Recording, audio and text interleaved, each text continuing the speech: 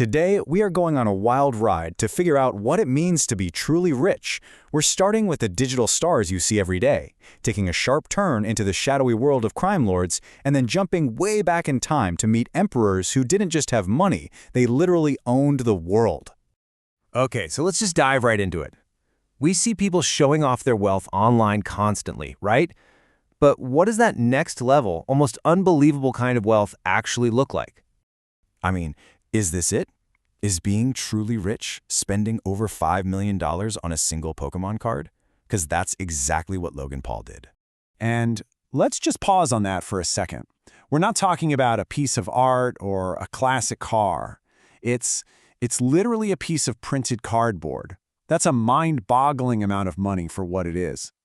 Or, hey, maybe this is it. Maybe true wealth is buying your very own private island, mega mansion included, just so you have a cool backdrop for your videos. YouTuber Unspeakable did just that for nearly $3 million. So yeah, we're seeing the rise of a whole new class of wealthy, the digital moguls.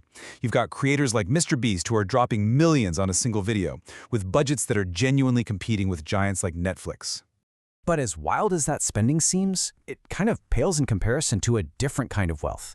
A kind of wealth that isn't built on views and subscribers, but on something much, much darker, pure fear. And this is where our story takes a turn. We're shifting gears, moving away from the wealth that's earned out in the open, in the public eye, to fortunes that are built in the shadows, where the rules are, well, there are no rules. Let's step into the empires of crime. We're now talking about underworld billionaires whose fortunes didn't just rival big companies, they rivaled the economies of entire countries. I mean, look at these numbers. We've all heard of Al Capone, right? $1.3 billion from bootlegging. But then you look down the list and see someone like Francesco Schiavone, who racked up an incredible $47 billion from illegally dumping toxic waste.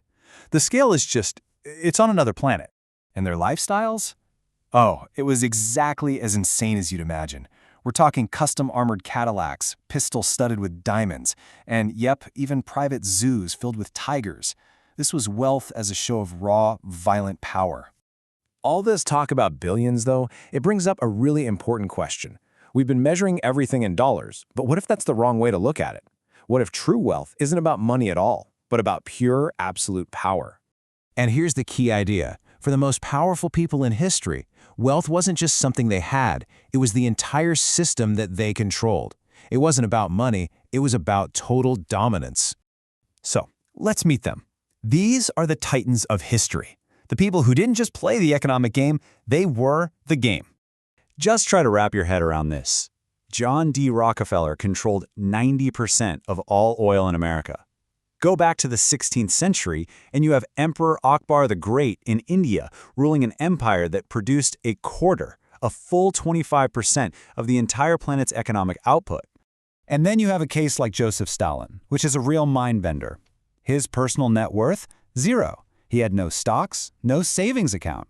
But he had absolute control over a nation's entire resources, a power that, in today's money, would be worth trillions. But even among these absolute giants, there is one figure who stands completely alone, a man whose personal fortune was so huge, so beyond comprehension, that he literally broke the economies of the countries he just passed through. So, it's time to meet him, the wealthiest human being to ever walk the earth, Mansa Musa, emperor of the Malian Empire back in the 14th century. So where did all this wealth come from? It's actually pretty simple. His empire controlled nearly half of the world's entire supply of gold and salt, which back then were the most valuable things on the planet. Can you even imagine being so rich that your generosity, your act of giving away gold for free as you travel, causes a 10-year-long recession in a country like Egypt? That's what happened. That level of financial impact is something no billionaire today could even dream of. And this is where the story comes full circle. These epic tales of moguls and gangsters and emperors, they're now fueling a completely new kind of digital empire, one that's being built by AI. There's a whole new wave of creators making these amazing documentary channels about these exact figures. But here's the crazy part. A lot of them are totally anonymous. You never see their face, and you might not even be hearing the real voice. The entire workflow is just incredibly efficient. They use AI tools for pretty much everything. Coming up with the idea, writing the script, doing the voiceover, even creating the images. It's a full-on content machine that taps directly into our fascination with wealth and power. So, at the end of the day, it's clear we're just obsessed with these stories of extreme wealth. Doesn't matter if it's a YouTuber or an ancient emperor. The really big difference now, technology has made it so almost anyone can be the storyteller. And that leaves us with one last, kind of big question to chew on. As the definition of wealth keeps changing, so does the power to control the story around it. If the titans of the past controlled resources and today's creators control the narrative, what happens when the next great storyteller isn't a person at all, but an algorithm?